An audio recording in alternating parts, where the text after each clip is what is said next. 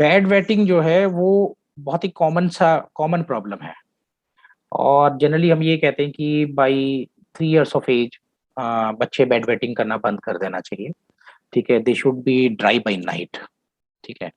और 5 साल तक ठीक है, हम उसे वेट कर सकते हैं, लेकिन उसके बाद अगर ये कोई चीज़ है तो इसे हम पैथोलॉजिकल बोलते हैं।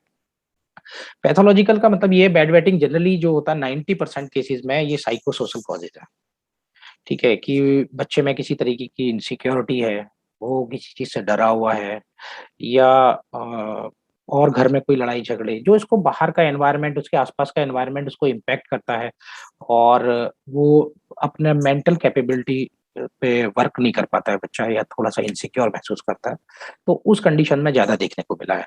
तो अगर ऐसे में अगर उसके आस-पास के एनवायरनमेंट को ठीक कर दिया जाए और बच्चे को कॉन्फिडेंस दिया जाए, तो वो जनरली चीज़ें ठीक हो जाती हैं। लेकिन 10% या उससे कम में ये कुछ बीमारी की वजह से भी होता है, जिसमें पेशाब से किडनी से लेकर के और जो पेशाब करने के रास्ते तक में कोई भी एक गड़बड़ी हो सकती है। तो इसलिए इस चीज़ को इग्नोर नहीं करना चाहिए। अगर आपका बच्चा 3 साल से बड़ा हो गया है और अभी भी बेड वेटिंग है, तो एक बार डॉक्टर से मिलना चाहिए। वो शायद बेसिक से टेस्ट कराएँगे एक यूरिन इन्फेक्शन को रूल आउट करने के लिए और हो सकता है एक अल्ट्रासाउंड कराएँ बाकी सिस्टम को देखने के लिए। और अगर इनमें सब कुछ ठीक है, तो फिर वो हम कुछ काउंसलिंग पेरेंट्स की काउंसलिंग करते हैं और व्हिच इज़ एब्सोल्यूटली हेल्पफुल और ये बीमारी जनरली ठीक हो जाती है।